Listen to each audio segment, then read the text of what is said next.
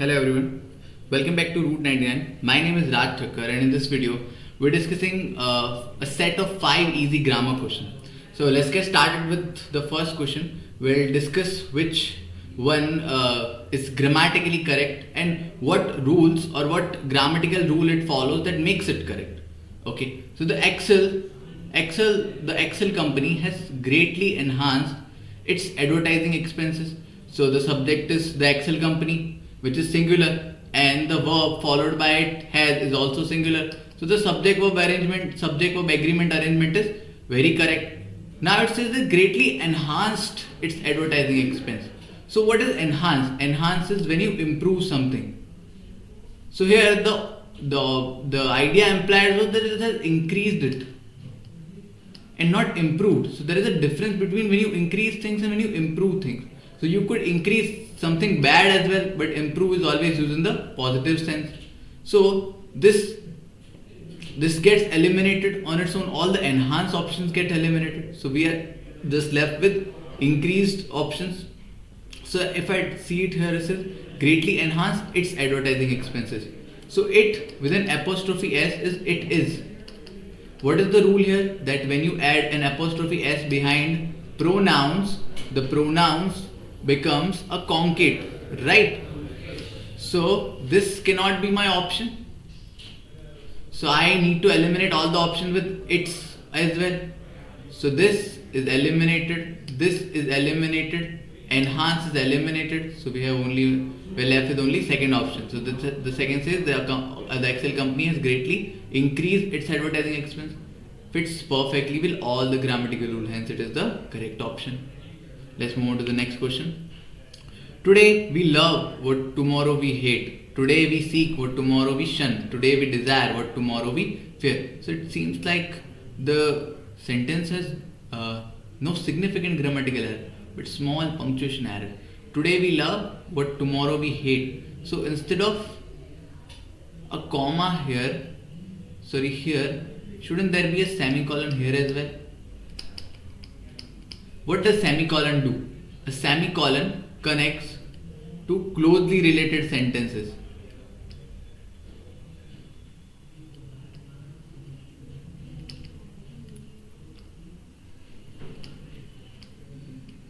Right.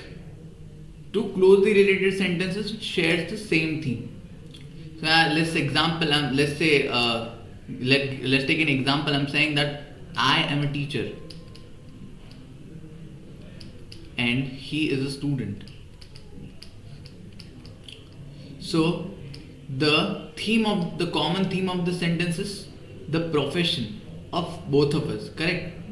The category we belong to. So this two shares a common theme, and moreover they are two independent sentences. They do not need a sentence to complete them, correct? They are complete in themselves. So this is an independent sentence, this is an independent sentence. They are connected by a semicolon, correct?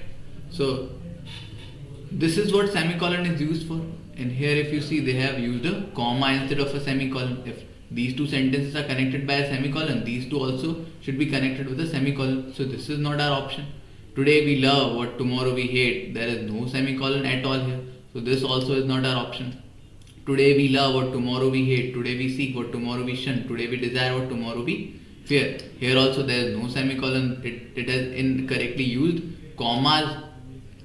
So that is also wrong. Today we love what tomorrow we hate. Today we seek what tomorrow we shun. Today we desire what tomorrow we fear. So this is sentence number 1, sentence number 2. All of these independent sentences connected with a semicolon. Hence this is our correct option. Let's move on to the next question. There's Mr. Some whom is an objective pronoun. Whom is used to replace an object in the sentence. So for whom this pronoun has been used? This pronoun has been used for Mr. Som, and Mr. Som is the subject of the sentence. And if he is the subject, how can we use whom to replace it? Hence this is not our option. So all the options with whom is not our option. We just to analyze this whom. There's Mr. Som, who they say is the best singer in the country. There is Mr. Som, who they say is the best singer in the country. So if you see, there's a small comma here. which separates Mr. Song, which is the